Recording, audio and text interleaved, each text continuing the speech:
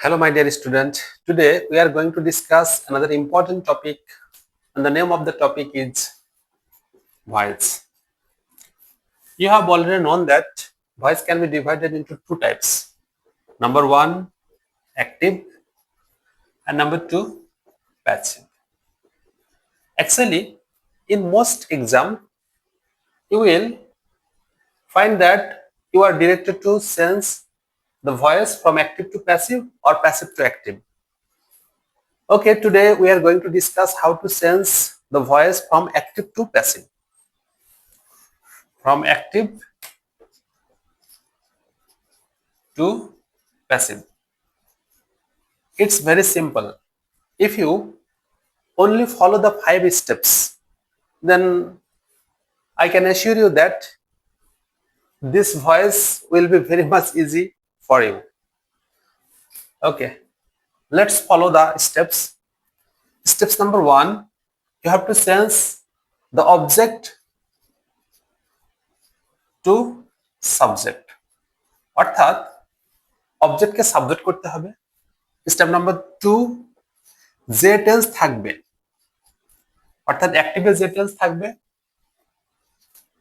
Tense থাকবে তার পরের টেন্সের সাহায্যকারী ভার্ব বসাতে হবে। পরের টেন্সের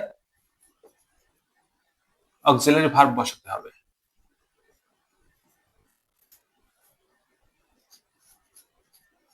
অর্থাৎ অ্যাক্টিভে যদি প্রেজেন্ট ইনডিফিনিট টেন্স থাকে তাহলে তাকে প্যাসিভ করতে হলে প্রেজেন্ট কন্টিনিউয়াস টেন্সের যে সাহায্যকারী ভার্ব এম ইজ আর সেটা বসাতে হবে। যদি প্রেজেন্ট পারফেক্ট টেন্স থাকে তাহলে প্রেজেন্ট পারফেক্ট কন্টিনিউয়াস টেন্সের যে সাহায্যকারী verb has been, have been সেগুলো বসে।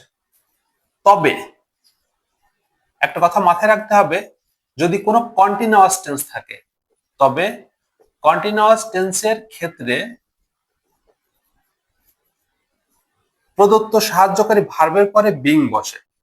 অর্থাৎ প্রেজেন্ট কন্টিনিউয়াস টেন্সের যে সাহায্যকারী ভার্ব আছে এম ইজ আর, যদি অ্যাক্টিভে প্রেজেন্ট কন্টিনিউয়াস টেন্স থাকে তাহলে তাকে প্যাসিভ করতে হলে প্রেজেন্ট কন্টিনিউয়াস টেন্সের যে সাহায্যকারী ভার্ব আছে এম ইজ আর তার সাথে একটা বিং বসাতে হবে। যদি পাস্ট কন্টিনিউয়াস টেন্সে থাকে তাহলে পাস্ট কন্টিনিউয়াস টেন্সের যে সাহায্যকারী ভার্ব আছে ওয়াজ বা ওয়ার, তারপরে তাকে প্যাসিভ করতে হলে ওয়াজ বা ওয়ার এর পরে একটা বিং বসে। তবে কন্টিনিউয়াস টেন্সের ক্ষেত্রে প্রদত্ত সাহায্যকারী ভার্বের সাথে প্রদত্ত যে সাহায্যকারী ভার্ব থাকবে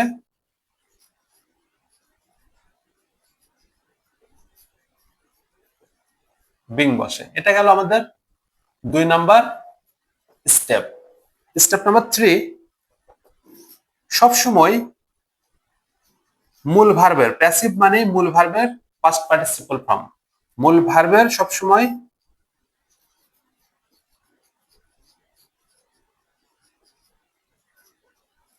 পাস্ট পার্টিসিপল ফর্ম অর্থাৎ V3 বসে।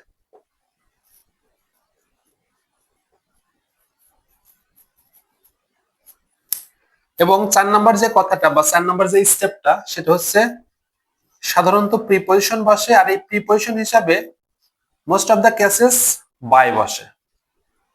এবং 4 নাম্বার যে স্টেপ সেটা প্রিপজিশন হিসাবে বাই বসে, আর 5 নাম্বার যে স্টেপ সেটা সাবজেক্টকে অবজেক্ট করতে হবে, সাবজেক্টকে অবজেক্ট করতে হবে। এই 5টা স্টেপ যদি কেউ মনে রাখতে পারে তাহলে তার জন্য ভয়েস সেন্স খুবই ইজি হবে। চলো আমরা একটা এক্সাম্পল দেখি।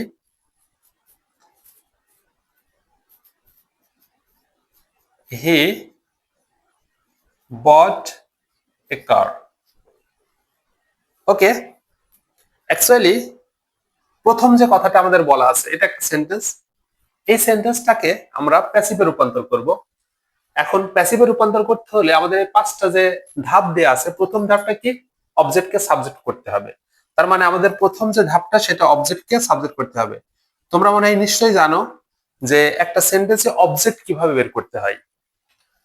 যারা জানো তারা তো অবশ্যই সাধুবাদ তাদের জন্য, আর যারা জানো না তাদের জন্য বলে দিই, এখানে যে অবজেক্ট সেটা বের করতে হবে মূলত ভার্বকে প্রশ্ন করে।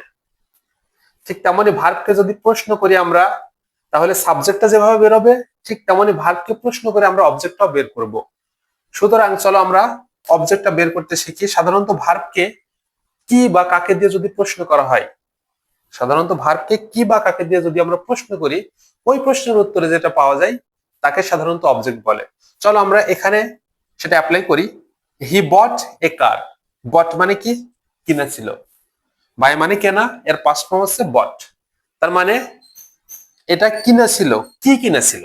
দেখো, কি কিনেছিল তার উত্তর কিন্তু পাচ্ছি। কি পাচ্ছি? এ কার। সুতরাং এ কার এটা হচ্ছে অবজেক্ট, সেই অবজেক্টটাকে আমরা সাবজেক্ট করলাম। আচ্ছা, তাহলে 1 নাম্বার স্টেপ আমাদের শেষ। 2 নাম্বার স্টেপ বলছে যে টেন্স থাকবে তার পরের টেন্সের অক্সিলারি ভার্ব বসাতে হবে। তাহলে এটা কোন টেন্স আছে দেখো, সাবজেক্ট প্লাস ভার্বের 2 নম্বর ফর্ম বা ভার্বের পাস্ট ফর্ম, এটা পাস্ট ইনডিফিনিট টেন্স আছে। আমি আগেই বলেছি যদি পাস্ট ইনডিফিনিট টেন্স থাকে তার পরের টেন্স কোনটা হবে? Past continuous tense. এই পাস্ট কন্টিনিউয়াস টেন্সের অক্সিলারি ভার্ব বসাতে হবে।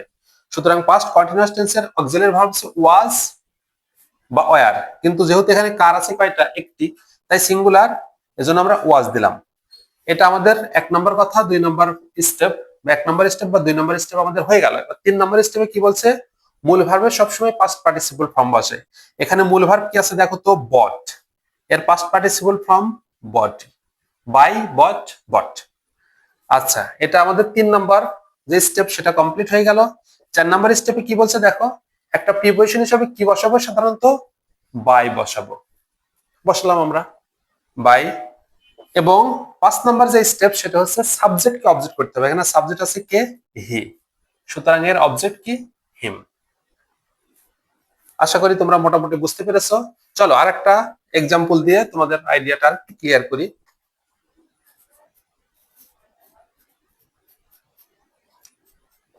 He is punishing the innocent boy. লক্ষ্য করো, এখানে তোমাদের আগেই বলেছি ভার্বকে অবজেক্টটা বের করতে হলে কি করতে হবে? ভার্বকে কি বা কাকে দিয়ে প্রশ্ন করতে হবে। He is punishing the innocent boy. এখানে পানিশিং মানে শাস্তি দেওয়া। কাকে শাস্তি দিচ্ছে? দ্য ইনোসেন্ট বয়কে। সুতরাং দ্য ইনোসেন্ট বয় এটা অবজেক্ট। আমাদের প্যাসিভ করতে হলে প্রথম কথাটা অবজেক্টকে সাবজেক্ট করতে হবে। এখানে অবজেক্ট কি আছে? দ্য ইনোসেন্ট বয়। এটাকে আমরা সাবজেক্ট করে নিলাম, দ্য ইনোসেন্ট বয়।